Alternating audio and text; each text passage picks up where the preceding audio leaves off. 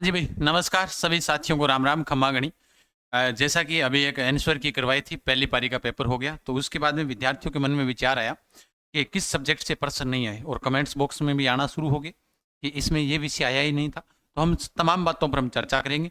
एक बार के लिए मैं आप सभी साथियों से बताना चाहता हूँ कि जो बी पार्ट के प्रश्न आए हैं वो हमें किस हिसाब से पढ़ने हैं। धैर्य से सुनिएगा। कुछ प्रश्न होंगे जो अपने जो जैसे मैं आपको तरीका बताऊंगा, टेलीग्राम के माध्यम से उपलब्ध करवाने वाला हूं, तो आप वो एक बार के लिए रिवीजन कर लेना। कहने का मतलब वो है, अब अपने यूट्यूब पर करवाएं ऐसा तो क्यों माथा पची करें, लंबा चौड़ा कहानी हो जाएगी। तो मैं थोड़ा सा एक शॉर्ट के माध्यम से आपको बता देता हूं। जैसे आज का जो पेपर आया था, सब साथियों ने देखा था आज वाला पेपर, ये वाला है ना, स्वर्ण क्रांति के जनक। तो इसमें आपको क्या पढ़ना है, जैसे ये स्वर्ण क्रांति का जनक है तो ये बी पार्ट से संबंधित था, तो जितने भी जनक है वो एक बार के लिए रिविजन कर लेना। ठीक है, मूल इकाई जिसकी भी है विज्ञान के अंदर वो मूल इकाई पढ़ लेना। साइंस ज्यादा नहीं आई थी, मूल इकाइयां पढ़ लेना। जैसे राजस्थान के क्षेत्रों के प्राचीन नाम पूछे तो राजस्थान के क्षेत्रों के प्राचीन नाम पढ़ लेना। उन्हीं से संबंधित ये वाले प्रश्न आपको आगे देखने को मिल सकते हैं। इसके अंदर एक चीज और थी, जैसा विद्यार्थियों का ये मानना है कि भाई जैसा हमारे विद्यार्थियों ने क्या कहा, हमें हमारे विद्यार्थियों ने कहा कि सर देखो इसके अंदर जो मैथ तो आई नहीं थी, है ना, यही आपका मानना था। तो मैं आप सब साथियों को बताना चाहता हूं, एक बार के लिए आप ये चीज देखिएगा। मैं पहली बात तो आप टेलीग्राम के ऊपर देख लेना, ज्यादा समय खराब नहीं करना, ज्यादा पेपर ऐसा हार्ड आया नहीं है। इसके अंदर जो आपके 80% वाला पार्ट दे रखा था इसने, तार्किक योग्यता, कंप्यूटर, इंटरनेट, सूचना प्रौद्योगिकी, संचार, साइबर सुरक्षा और उसके अलावा डिजिटल फोरेंसिक, ये वाली चीजें इन्होंने दे रखी थी। इन्होंने कंप्यूटर के बारे में दिया, और कंप्यूटर इलेक्ट्रॉनिक्स यानी कंप्यूटर तो सारा ही आना था। इसमें मैथ लिखा हुआ कहाँ है भाई? आप कई विद्यार्थी कह रहे हैं कि सर इसमें मैथ तो आया ही नहीं था। तो आप एक बात देखो, मैथ इसमें लिखा हुआ ही नहीं है। तो जब मैथ लिखा हुआ नहीं है तो नहीं आएगा। दूसरी पारी में आपको कल वाले पेपर के अंदर देखने को मिल जाएगा, मैथ के 7-8 क्वेश्चन आपको देखने को मिलेंगे।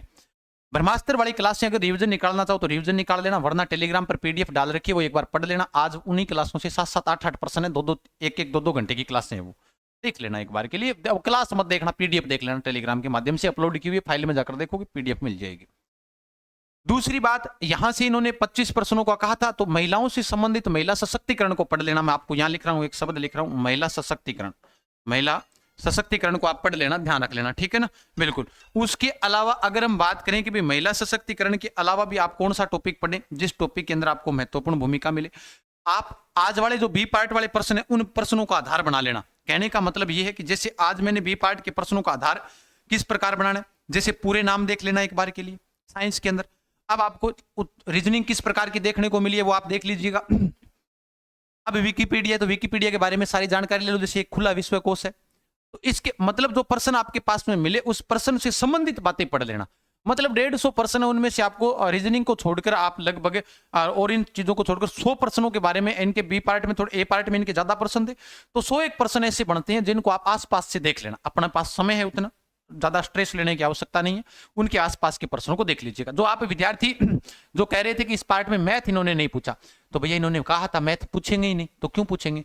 नेगेटिव मार्किंग का पुनः बता देता हूं, सही उत्तर करने पर 1 अंक, 1/4 नेगेटिव मार्किंग है।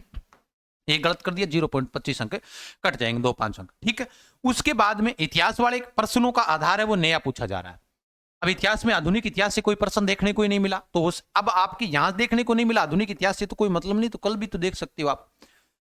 और 2025 का करंट नहीं पूछा, यानी जुलाई, अगस्त, सितंबर, अक्टूबर, नवंबर, दिसंबर, इन माह का करंट इन्होंने पूछा है।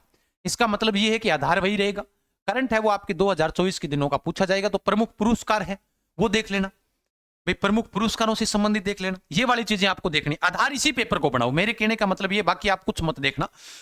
जैसे फुल फॉर्म यहां पर एनी की पूछी है इन्होंने, है ना भाई, तेजा जी का जन्म पूछ लिया इन्होंने, चलो।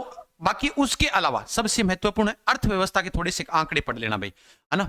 जो राजस्थान के अंदर अर्थव्यवस्था के जो एक पेज के अंदर जो आंकड़े हैं प्रचलित है ना, और जो प्रति व्यक्ति आय है वो वाले जो आंकड़े हैं, जो आप देख लेना एक बार के लिए कौन से आंकड़े हैं। और कृषि के मामले में एक चीज और है, कृषि वाला जो टॉपिक है, कृषि के अंदर राजस्थान का कौन सा स्थान है, थोड़ा सा वो देख लेना भाई। नए आंकड़ों के अंदर कौन सी फसल में राजस्थान कौन से स्थान पर आ रहा है उसको देख लेना। कोशिश करूंगा कि रात रात तक आपको ये डाल दूंगा। अब क्लास तो देखो मैं लूंगा नहीं, क्योंकि क्लास लेने का मतलब ये होता है कि आपके ऊपर एक प्रकार से स्ट्रेस बढ़ जाता है। टेलीग्राम पर उपलब्ध करवा देंगे, जितना होगा रात को उतना उपलब्ध करवा दूंगा, आप आराम से रात्रि को पढ़ते रहना, ठीक है, क्योंकि कल आपने वैसे कोई ज्यादा लोड लेने की आवश्यकता नहीं, वैसे इतना पेपर हार्ड नहीं आया था, ये नॉर्मल लेवल का पेपर था, 100 के आसपास वाले हैं वो अपने बढ़िया है, उनका अच्छा स्कोर आ रहा है। उसके अलावा इसका देखो रीजनिंग के पर्सन, संविधान के आपके अनुच्छेद सीधे पूछे, कोई ऐसा नहीं है कि डीप पूछा है, वो नहीं पूछा। महिला सशक्तिकरण टॉपिक को पढ़ लेना एक बार के लिए, ध्यान रखना है ना। ग्रह से संबंधित इन्होंने पूछा है कि बुध ग्रह के बारे में कौन सा कथन सही है, ये सूर्य के सबसे निकट है, ये अपनी कक्षा में एक चक्कर पूरा करने में 98 दिन लगाता है। तो ग्रह वाला कल ही वाली क्लास है, उसके अंदर बताया हुआ है ग्रह कौन कौन से जुपिटर है, कौन से ग्रह बोने ग्रह, वो वाली आप पीडीएफ देख लेना एक बार के लिए, ठीक है। ज्यादा कुछ नहीं है, ऐसा कुछ नहीं है कि भाई आप ऐसी प्रकार से, ये देखो राजस्थान में थोक मूल्य सूचकांक है, ये पढ़ लेना, ठीक है। तो ये थोड़ा सा यही पढ़ना अर्थव्यवस्था के मामले में, बाकी कुछ नहीं पढ़ना। जीके के अंदर आपके मन में आएगी जीके पढ़ ले, नहीं पढ़ना जीके, समझ गई बात को, बस मैं यही समझाना चाहता हूं आपको। अगर मेरी बात अगर आपको अच्छी लग रही है तो आप इस चीजों को फॉलो जरूर कीजिएगा, क्योंकि 2 दिनों से मैं यही माथापच्ची कर रहा हूं, गला पूर्ण रूप से बैठा हुआ है।